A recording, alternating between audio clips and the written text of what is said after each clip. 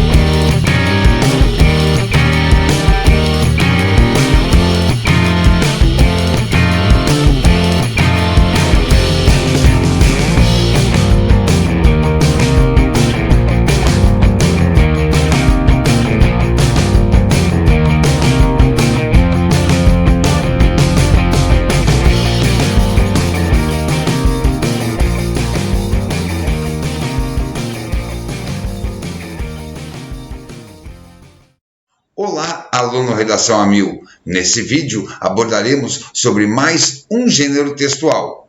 Dessa vez vamos falar sobre dissertação.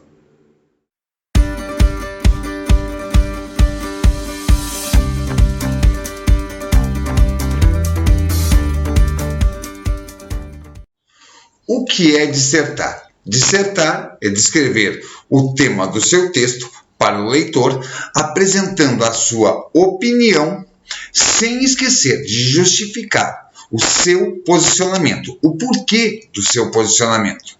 Estudaremos aqui sobre como a Universidade Federal do Paraná cobra esse gênero textual.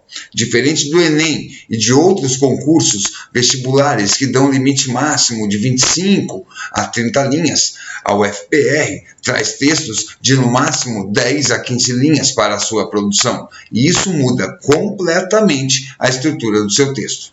Vamos ver o que nós podemos fazer?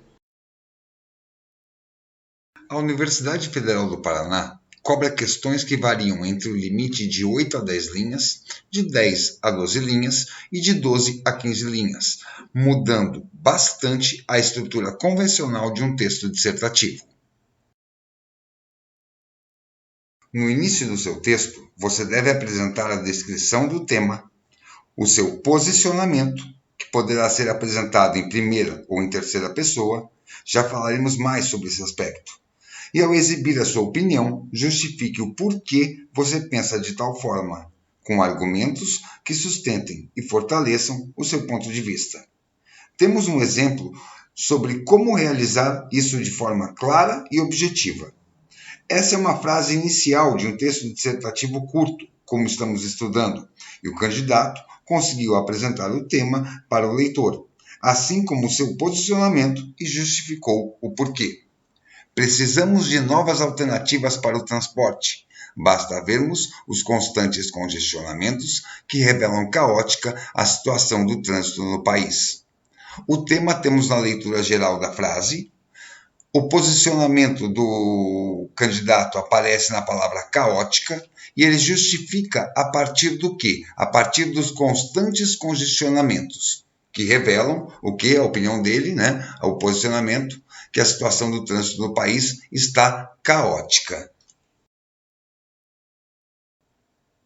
Na primeira frase do seu texto, você descreve o tema, opina em primeira ou terceira pessoa, depende do enunciado, já falaremos sobre isso, e justifica o seu posicionamento, com um exemplo ou com uma citação. Existem várias formas para se justificar um posicionamento. Também já falaremos melhor sobre essa parte. A sua opinião não precisa ser a mesma do texto de apoio. O candidato não tem que ficar preocupado com o que o corretor, com o que a banca de correção vai achar da sua opinião, tá? O que o candidato tem que se preocupar bastante é em apresentar sua opinião e justificar. Para exemplificar isso, vamos analisar uma questão da UFPR que caiu no ano de 2015. Considere o texto abaixo. Complexo de vira-lata dos brasileiros. Texto de Adam Smith, estudante de Oxford. Pouco depois de chegar a São Paulo, fui a uma loja na Vila Madalena comprar um violão. O atendente, notando meu sotaque, perguntou de onde eu era. Quando respondi de Londres, veio um grande sorriso de aprovação.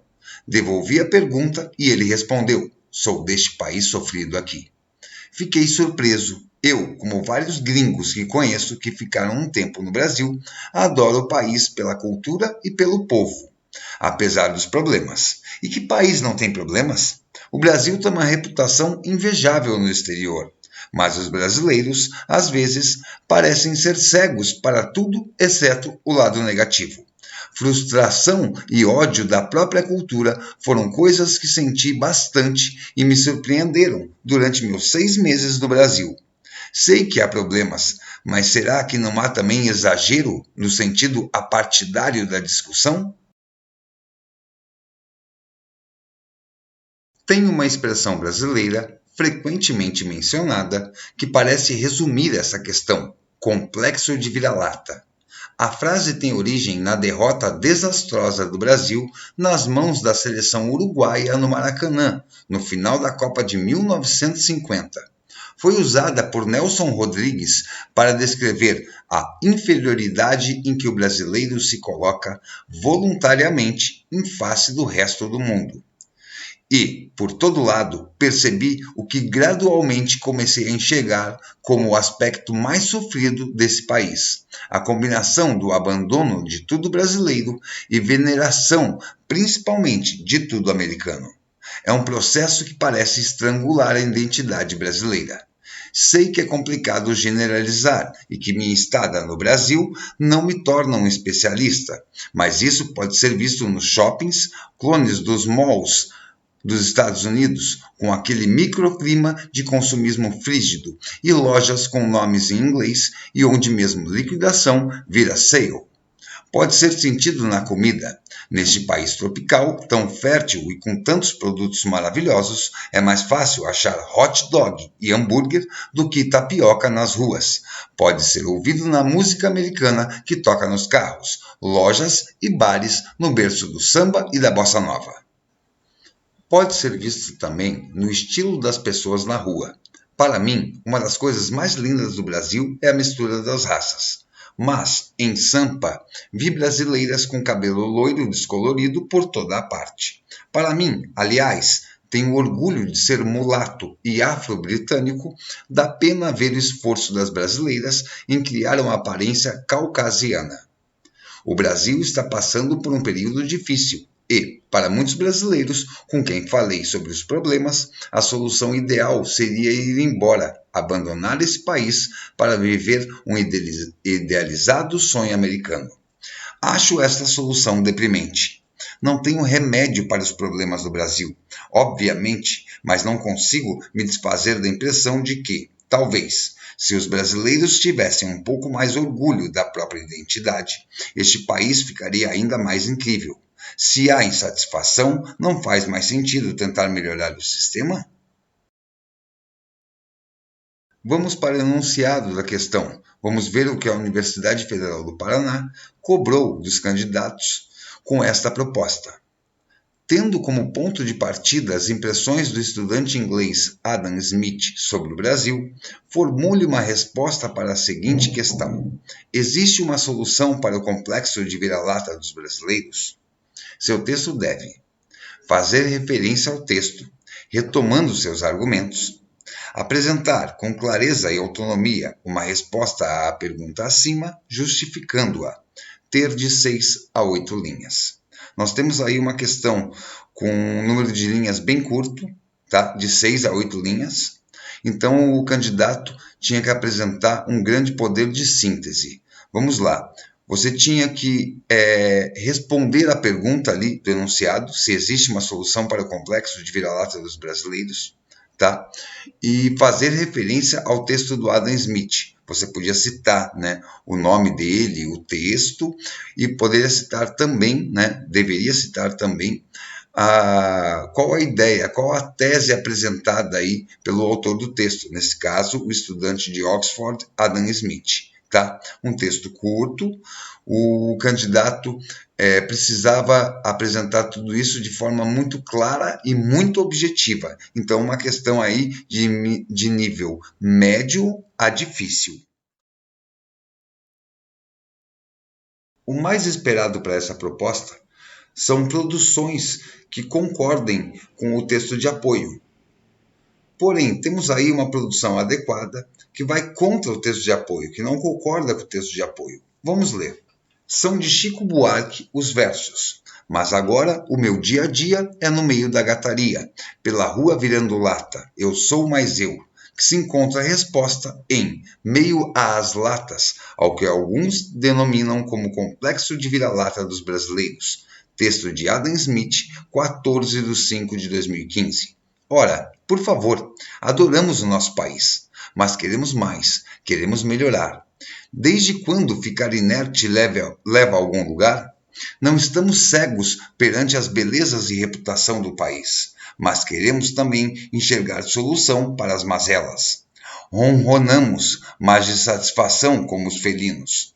Querer experimentar, usar e, quem sabe, aperfeiçoar comidas, moda, comunicação virou sinal de complexo de inferioridade? Se assim fosse, não haveria troca, não haveria aculturação, não haveria riqueza, quiçá evolução. Quando o gringo chega aqui, o que fazemos é dar o nosso jeitinho vira-lata para seduzi-lo e conquistá-lo. Temos aí uma opinião totalmente contrária ao texto de apoio, tá?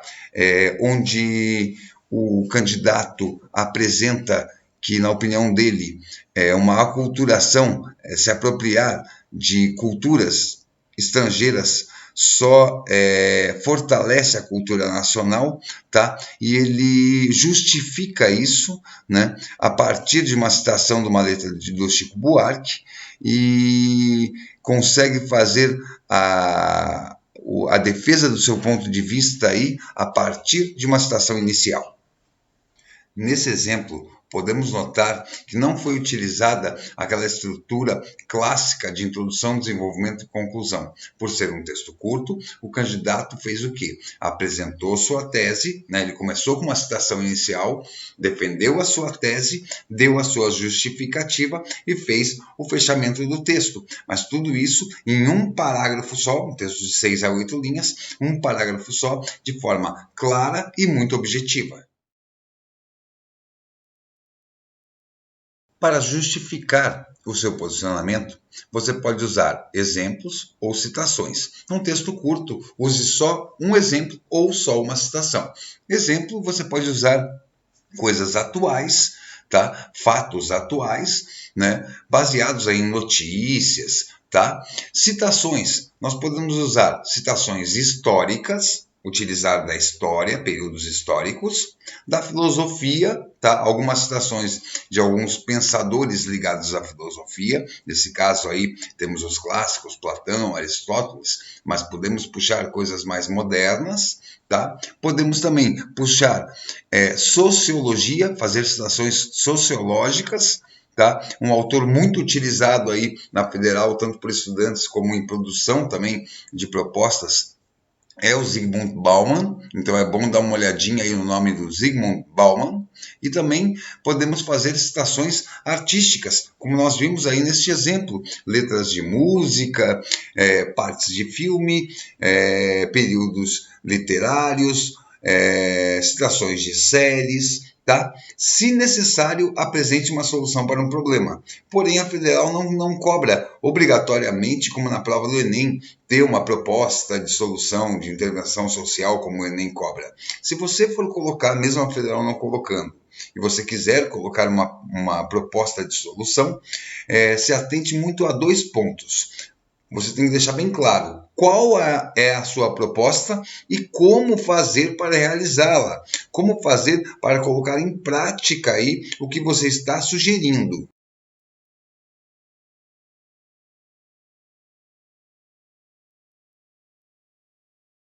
Evite dar opiniões muito radicais e também muito cuidado com as generalizações. Tá? Muito cuidado com opiniões baseadas no senso comum, que não são comprovadas. Tá? Temos hoje em dia muita gente tentando comprovar, né, sua argumentação a partir de bases opinativas, mas não de bases científicas ou bases relacionadas aí a argumentos. Então, muito cuidado com opiniões muito radicais, e elas podem vir bastante, sim, de bases de citações e leituras via internet. Muito cuidado com as fontes de onde você está utilizando. Tudo que você argumentar, utilize fontes. Tá? E muito cuidado com generalizações. Para isso, a gente tem que se atentar bastante ao uso de palavras que deem uma ideia total, de totalidade. Isso não é bom utilizar, tá? Devemos trocar essa ideia de totalidade por palavras,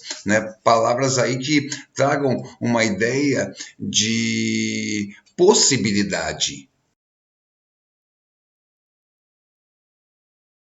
Temos um exemplo aí que gera uma ideia de totalidade. Vamos ver lá. Se o voto não fosse obrigatório, só pessoas conscientes votariam. Mesmo aqueles que concordam com essa ideia, que o voto não deveria ser obrigatório, não conseguem concordar com essa frase. Por quê? Porque a palavra só ali está dando uma ideia de totalidade. O que a frase está nos dizendo, que se o voto não fosse obrigatório, não existiria mais voto inconsciente no país. Na verdade, nesse caso, o ideal seria afirmar que se trata de uma possibilidade. Essa frase poderia ser reescrita de outra forma. Se o voto não fosse obrigatório, o número de votos conscientes em território nacional possivelmente aumentariam. Quanto ao número de parágrafos que devem ser utilizados, vamos trabalhar em relação ao limite máximo de linhas dado pela universidade. Em textos de até 10 linhas, utilize somente um parágrafo. Com textos com máximo de 12 linhas, de 1 a 2 parágrafos. E texto com limite máximo de 15 linhas, dá para fazer entre 2 a 3 parágrafos. A universidade, nos últimos anos, vem trazendo textos mais de 12 a 15 linhas. Aí, o melhor é utilizar 2 parágrafos, podendo conter até um terceiro parágrafo, mas muito cuidado com a divisão no número de linhas por parágrafo. Tente fazer próximo o número de linhas de cada parágrafo. Não precisa ser igual, mas tente fazer aproximado aí o número de linhas de cada parágrafo. Qual pessoa do discurso devemos utilizar? Normalmente, terceira pessoa, com a base de dissertação em geral. Porém, se o enunciado trouxer uma pergunta, como foi no exemplo que nós vimos nesta aula, e nela for utilizada a palavra você pode utilizar a primeira pessoa, do singular ou do plural, sem a obrigação desse uso. Se você ficar com medo aí na interpretação, você pode usar a terceira pessoa, tá? Essa palavra você aí no enunciado pode estar de forma direta ou indireta, tá? Muito cuidado com isso. Ao finalizar o seu texto, faça a revisão gramatical do seu texto antes de passar para a folha definitiva. Assim que você terminar o seu rascunho, leia completamente o seu texto, veja se todas as ideias estão ali como você pensa, pense bem na estrutura do texto, tá? Como estudamos nessa aula, e aí faça a revisão gramatical. Lembre-se que cada errinho aí é contado separadamente na federal e com nota uma boa nota descontada. Então, num conjunto de vários erros pequenos, você vai ter um desconto grande de nota aí, vai perder aí no quesito de domínio da norma padrão da língua portuguesa. Então, muito cuidado. Então, nunca esqueça de fazer a revisão gramatical do seu texto antes de passar para a folha definitiva. Essas são as características para a produção de uma dissertação curta, assim como é cobrado pela Universidade Federal do Paraná. Espero que esse vídeo tenha auxiliado nos seus estudos e não se esqueça de manter os seus estudos a 1000.